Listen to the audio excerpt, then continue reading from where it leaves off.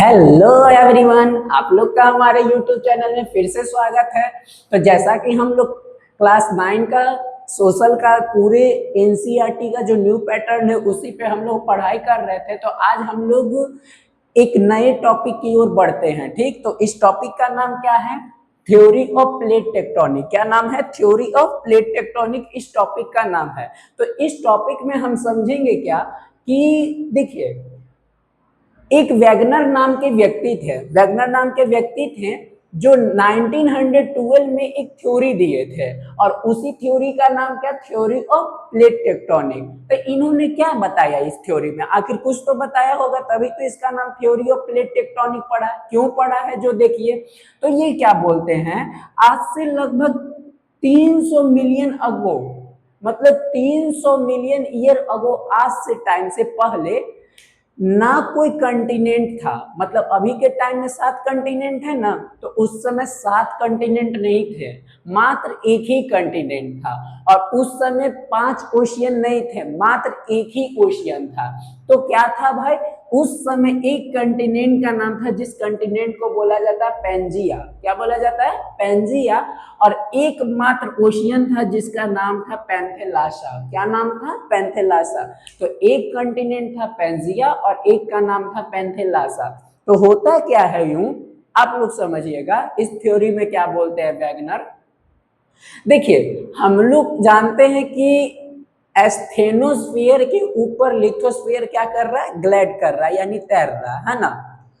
तो एक समय ऐसा आया था 100 सालों के बाद, 100 सालों के बाद, कि मतलब वहां पे जो है समुद्र की जो लहरें होती हैं वो कभी ना कभी तो आई होंगी, तो उनको लहर से झटका मारा होगा।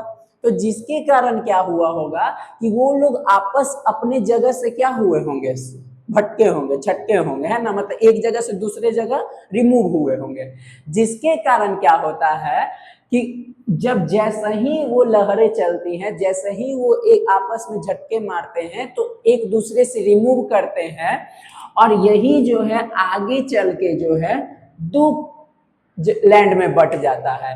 एक को बोला जाता है लॉरेशिया और एक को बोला जाता है गोंडवाना। दो लैंड में बट जाता है, एक को लॉरेशिया लैंड बोला जाता है, एक को गोंडवाना लैंड बन जाता है।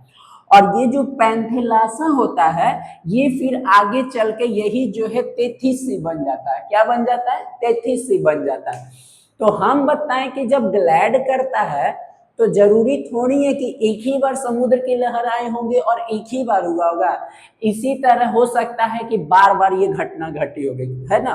तो बार बार घटना घटने के कारण एक समय ऐसा आता है कि उसी तरह फिर से घटना घटती है कि समुद्र की लहरें वापस वहां पे जाके टक्कर मारती है, और जो वहां का जमीन होता है ना, जो ये दोनों, एक लॉरेशिया और एक गोंडवाना, यही दोनों फिर से टूटते हैं। और टूटने के कारण जो है हमारे सातों कंटिनेंट का क्या होता है? निर्माण होता है।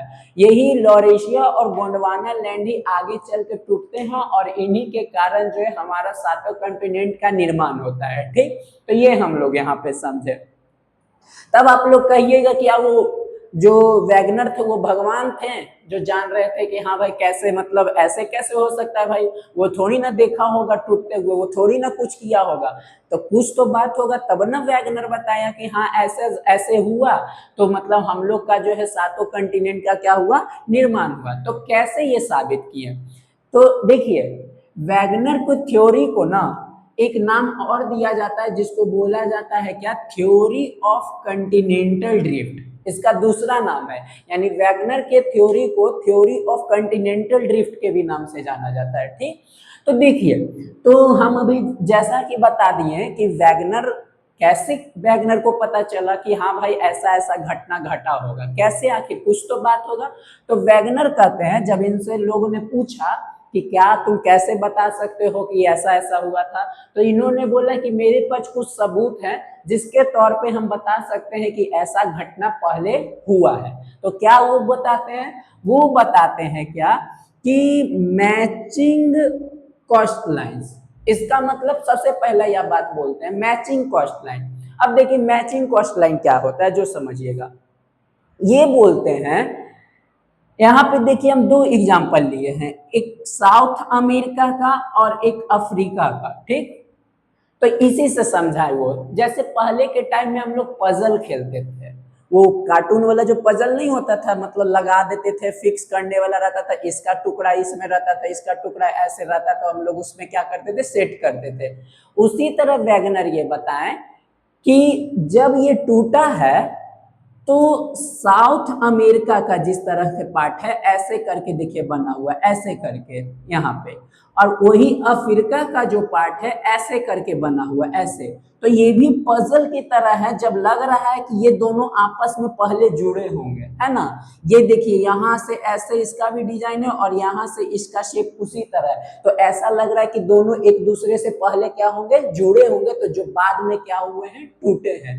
तो सेम इसी तरह जो है, जिस तरह साउथ अमेरिका अफ्रीका से जुड़ा था, उसी तरह एशिया भी जो है ना ऑस्ट्रेलिया से भी जुड़ा हुआ था। मतलब पहले जो है इस आधार पे बताएं कि मतलब जो है एक दूसरे का जो शेप है एक दूसरे से मैच खाता है ना, मैचिंग कोस्ट लाइन, वही ये बताएं कि एक दूसरे से मैच खाता है। तो इस आधार पर हम कह सकते हैं कि पहले के टाइम में जो है ये सब क्या थे, एक थे, जो बाद में क्या हुए, टूटे।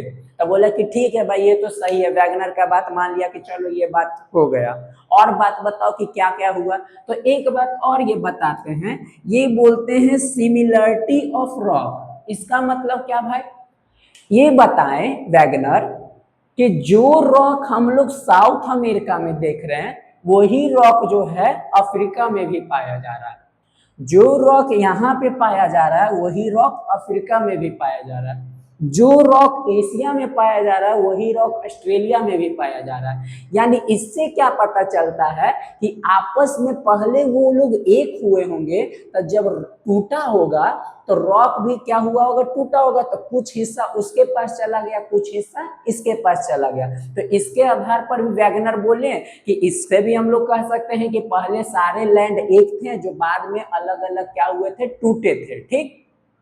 तब बोला कि ठीक है, ये भी तो सही है।